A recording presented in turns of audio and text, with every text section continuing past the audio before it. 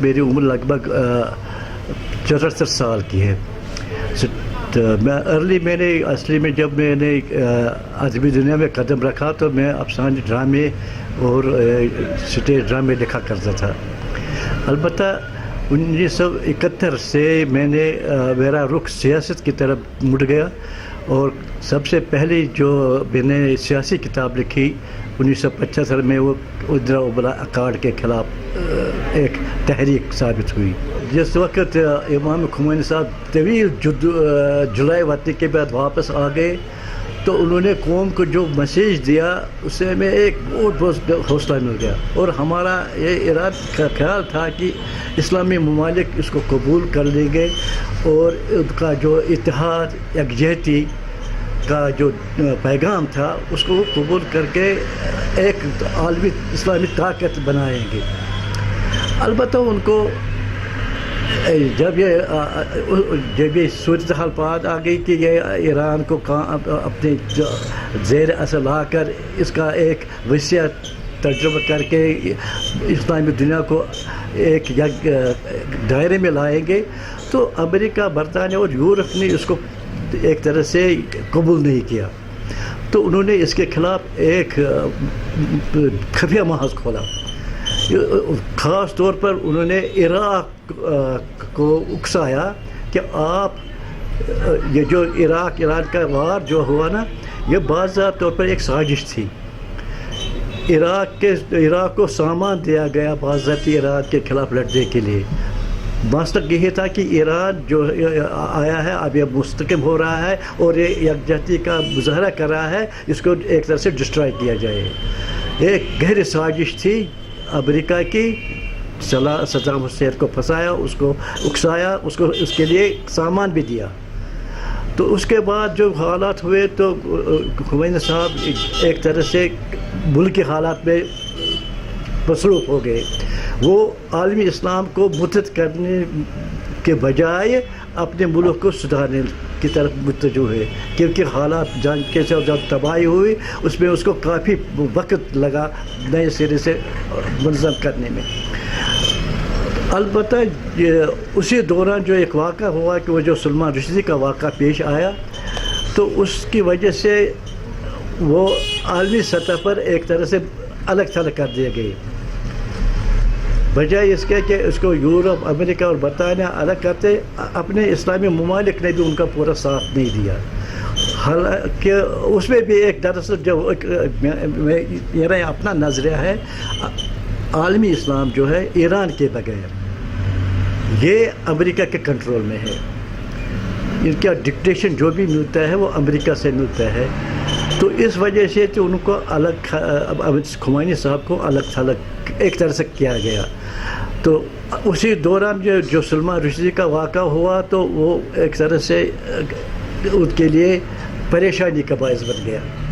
उन्होंने उसका strong action लिया, उस किताब के खिलाफ, सलमान रुश्दी की किताब के खिलाफ स्ट्रांग लिया। हालांकि ये आलमी इस्लाम का मसला था, उसका ज़ाती मसला नहीं था। अलबत्ता उन्होंने फ़ाइट की, उसके लिए फतवा भी देना पड़ा उसको। अलबत्ता उसमें कुछ खामियां रह गई है। तो बहरहाल मैं यही कह सकता हूँ कि मैंने अपनी एक तारीख जो मैं दूसरी बार मुरतब कर रहा हूँ, मैंने उसके बारे में वो जो अपने तासरात है खुमैनी साहब के बारे में और सलमान रुश्दी के फतवा के बारे में वो मैंने कलमबंद किया है। इंशाअल्लाह ताला वो अनकरीब भी आ गया। फिलहाल मैं उसके कुछ इक़्तिबास आपको सुना रहा हूँ कि वो मैंने उस पर क्या तासरात बयान किए थे। 14 फरवरी मंगल के रोज़ ईरान में इस्लामी इनकलाब के कायद आयतुल्लाह रूहुल्लाह खुमैनी ने शैतान रुश्दी को अहानियत इस्लाम, अहानियत रसूलुल्लाह सल्लल्लाहु अलैहि वसल्लम और इर्तिदाद का मतलब करते हुए पादाश में वाजिबुल कत्ल करार दिया। इसके फ़ौरन बाद कई उलमाए दीन ने इस सज़ा को रोब लाने वाले शख्स के लिए 52 लाख अमेरिकी डॉलर के इनाम का ऐलान किया। इसे शैतान रुश्दी को पेश आ गए और वो बरतानी टेलीविज़न स्क्रीन पर इन अल्फाज के साथ नमूदर हो गया, काश मैंने खुमैनी के फरमान से सारी दुनिया में इससे भी ज़्यादा ज़ोरदार किताब लिखी होती।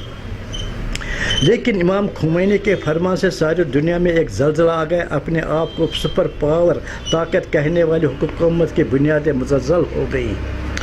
बरतानी वज़ीर ख़ारजा پذیر نئے کیفیت طاری ہو گئی اور وہ امام خمینی اور ایران کے خلاف امریکہ، یورپی برادری کے ممالک، جاپان، آسٹریلیا اور نیوزی لینڈ کی حکومت کے پاس مدد کی درخواست لے کر گئے۔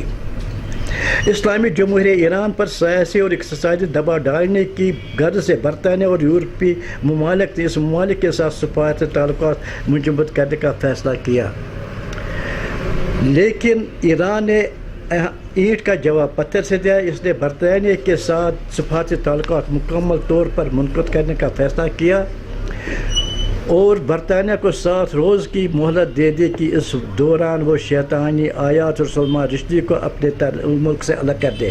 ایک طرف سے دنیا بھر کی تمام اسلام دشمن حکومتیں اسلامی جمہوریہ ایران کے خلاف برسر پیکار ہو گئی، تو دوسری جانب سے دنیا کے 1 ارب مسلمانوں نے دین کی پاسداری کے لیے اپنی اسلامی جمہوریہ ایران اور امام خمینی کی کھل کر حمایت کی۔ تاہم یہ بات قابل افسوس ہے کہ مسلمان حمایت کے سربراہوں نے چند ایک کے بغیر شیطان کی ننگی جارحیت کے خلاف اٹھ کھڑا ہونے کی جرات نہیں کی اور امریکہ و برطانیہ کے سیاسی اور اقتصادی دباؤ میں آ کر امام خمینی کو ایک طرح سے تنہا چھوڑ دیا گیا۔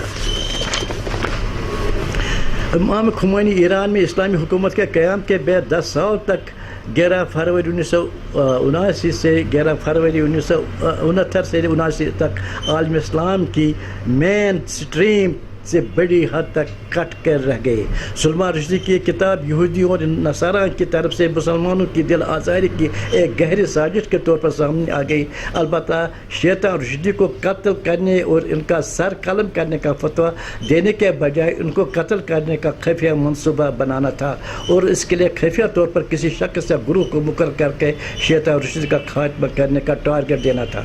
امام خمینی کا الٹا اثر یہ ہوا کہ فتویٰ کا الٹا اثر یہ ہوا کہ ایک طرف عالمی سطح پر یہودی اور نصارہ نے اس فتویٰ کے خلاف احتجاج کیا، دوسری طرف امریکی، برطانیہ اور یورپ نے جہاں ایک طرف سلمان رشدی کی حفاظت کی کا بندوبست کیا، وہاں اسے دولت سے مالا مال بھی کیا گیا۔ اس کا یہ نکلا کہ امام خمینی مرتے دم تک اپنے فتویٰ پر عمل نہ کر سکے۔ ایران ایک طرح سے تنہا ہے۔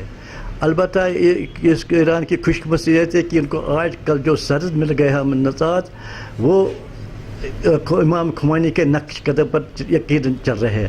البتہ جو میں نے پہلے بھی کہا ہے کہ اسلامی ممالک کے اکثر ممالک میں کہتا ہوں کہ امریکہ کے زیر اثر ہے، اس لیے وہ ایران کی مکمل حمایت نہیں کر رہے ہیں۔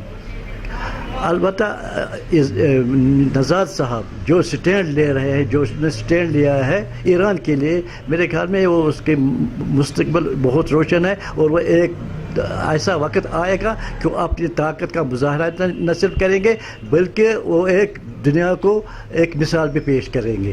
میرا یہ نظریہ ہے کہ وہ ایک نعمت ہے ایران کے لیے۔ یقیناً مانتا ہوں کہ وہ ایک عالمی اسلام کی تاریخ بن گئی ہے کہ ان کا جمعہ کو خطبہ جو انہوں نے دیا ہے اقصی کے بارے میں، وہ تاریخ اسلام کا ایک انمول باب ہے اس تاریخ کا جو انہوں نے فتویٰ دیا اور یہ رہتے دنیا تک قائم رہے گا۔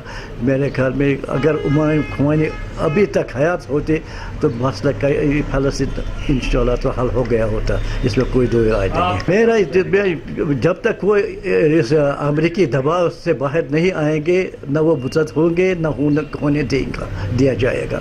یہ بڑی بدقسمتی ہے ہماری کہ وہ امریکہ کا زیر اثر کام کر رہے ہیں، اور جب تک کوئی اس دائرے کو نہیں توڑیں گے وہ متحد نہیں ہوں گے نہ اور نہیں کوئی ترقی کر سکیں گے۔ یہ بڑا المیہ ہے ایک عالم اسلام کا، کیونکہ وہ امریکہ کا زیر اثر کام کر رہے ہیں۔